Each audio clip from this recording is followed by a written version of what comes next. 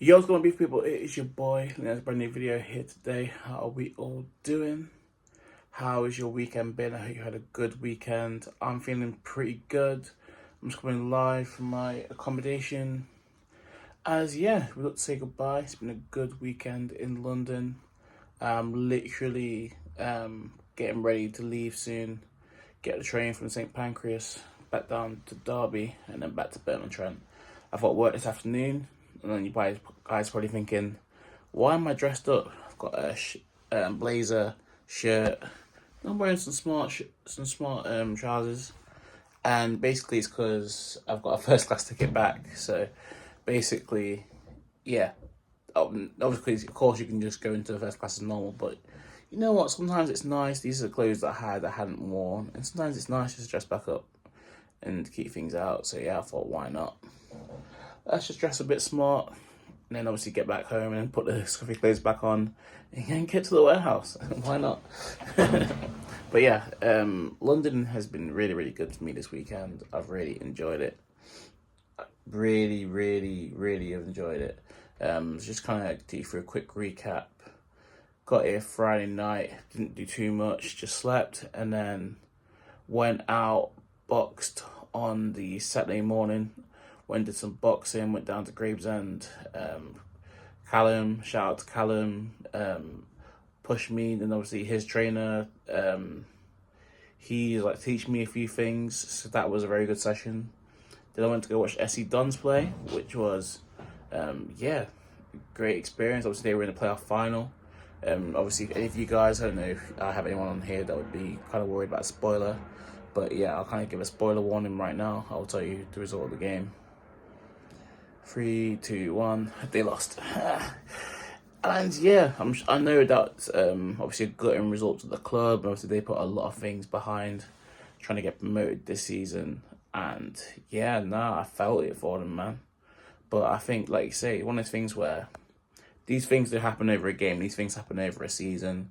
And obviously, they had a lot of time where they were top of the league, where they could have put things to bed, took it to the last day, didn't go up.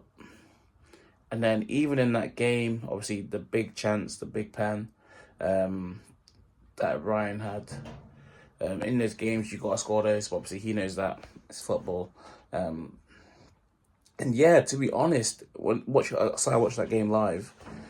They could have gone 1-0 down 3 or 4 times. The fact they got it to pens, I thought they were quite lucky. So yeah, fortunately, it happens. And even actually, surprisingly, with that, obviously, you guys know I used to live down here. I used to play football down here, so something a lot of you guys wouldn't know. And I actually saw an old teammate of mine of my Sunday League team, and his brother was the captain of Salt Tower Hamlets. So that was a crazy connection. I was like, Larry, it's like you, bro. He's like, yeah, my brother's playing. He's the captain. I'm like, what? So yeah, big up them, man, because they played well. I was impressed by a couple of their players, and I thought, yeah, they were probably the team that deserved to go up based off that game. So yeah, so that is what it was. But man, then even the cool experience about that game, obviously seeing the Punters Row they were going crazy singing the whole time, like what they've done with that within one season. I can't imagine where the Punters Row will be come like 3, 4 seasons down the line. It's going to be crazy. And even I ran into Coyote, which is quite cool. I didn't see him, I didn't recognize him at the start. And then, like, yeah, as we were leaving, because he was like stood next to me when we were watching the game. And as we were leaving, and he was like, "Oh mate, how's it?" He was just like, "Ah yeah," and I was like saying like, "Mate, I don't know how I'm gonna get out," because obviously I went towards the main road where it was. We were in Deep Kent, and like there's like no pavement, and like the nearest station's like a half an hour walk away. So I was just like, "Mate, I don't know how I'm gonna get back," and he's like, "You know what? I'll give you a lift." And obviously then we get to his car, and then we're just talking. Obviously then Ricardo's like, "Oh yeah, Cody, apprentice," like, and asking him sort of questions, like business questions, right about his life, living in South London, how he knows the Dons.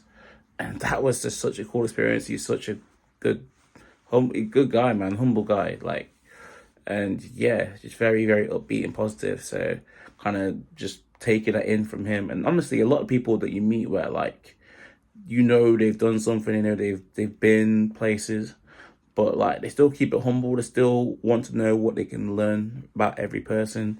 They don't judge people before they kind of get into conversation with them. So, and that's something that I always try and take on when I speak to new people as well.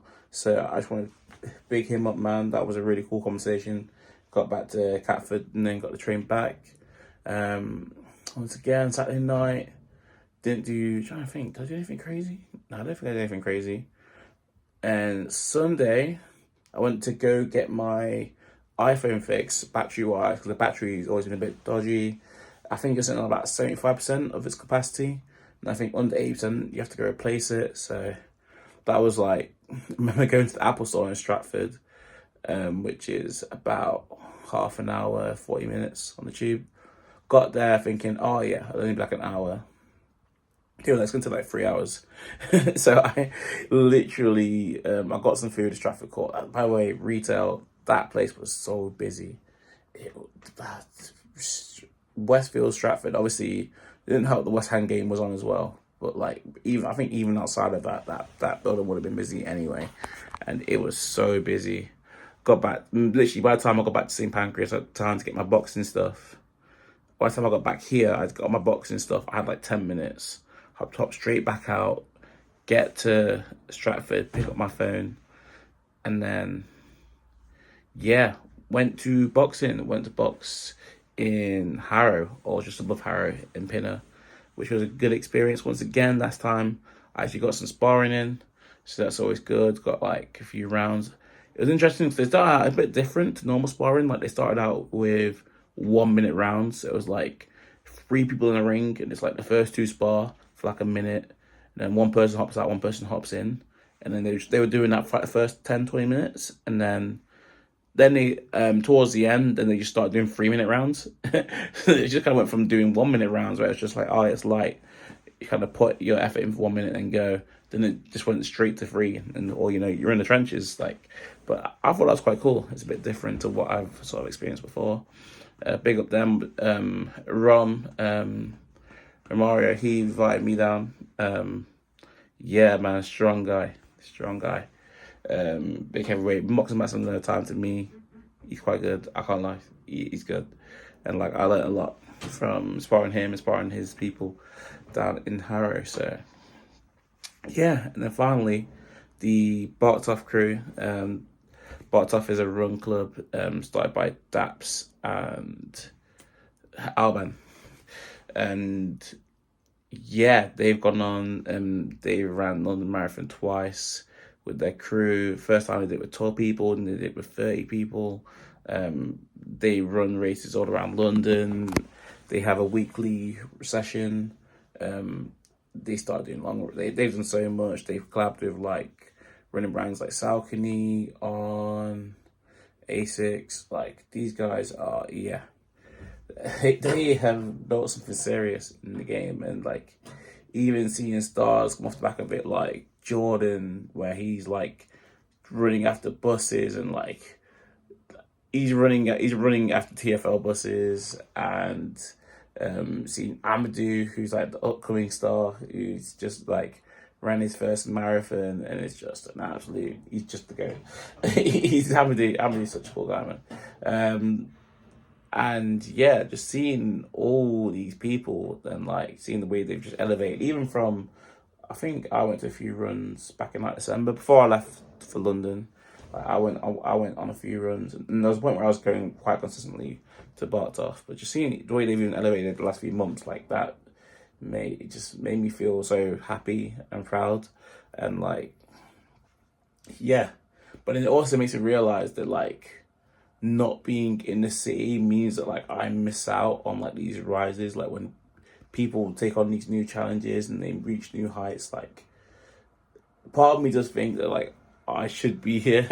Like I should be with them. People are like, oh, when you're coming back, or where have you been? I remember I was at a party, and I'll never forget. Daps went to me. He's like, oh, where have you been? He's like, did you move to Croydon? Because if you move to Croydon, that means you're too far. Because Croydon basically is joke in London. It's like if you live in Croydon, you need basically a passport to get over there because it's that far. Even though it's south, it's like debate whether it's South London, but like, so yeah, he's like, you moved to Croydon, so is that why you're not seeing us? And I was explaining, nah, I've actually gone back to the Midlands, and like, and they'd be like, oh yeah, that's far, but yeah, even this morning after the back of kind of a really good weekend, and obviously I'm still doing like kind of my sober. I'm now 4 months into that of my sobriety period, so yeah, obviously going through all that, navigating it without a drink, it's all right.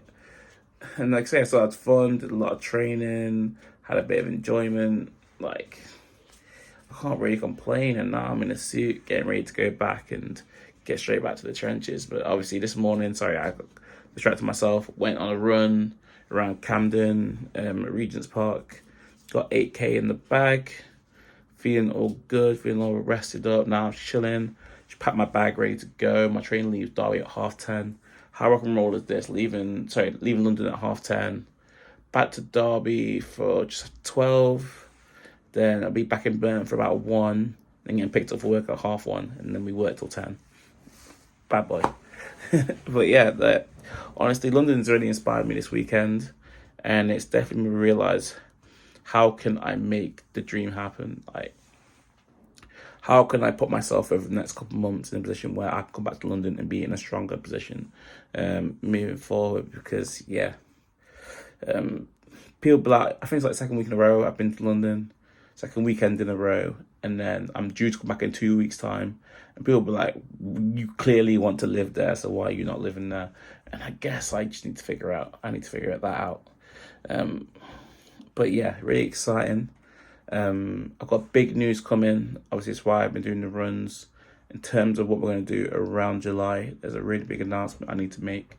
But like many things, like the video I need to do about my journey in DFC so far, there's a lot of things I need to put together. But yeah, the next couple of months, big things are coming for sure. A home fight has just been announced back in Burton-on-Trent in October to do a fight in a cage against Tony, my first ever rematch. So I'm super excited for that. That's just another thing. But I feel like there's just so many things. Like, this is the point now. Like, I used to be at a point where when I was recording content, right, I had to basically make things up, decide new things that were going to be a thing to record on. Now I'm at a point where, like, there's things that I can make videos on. There's things that I've done that I just need to get around to editing. I need to get around to making announcements, making posters. But I actually have things in my life now that I can announce.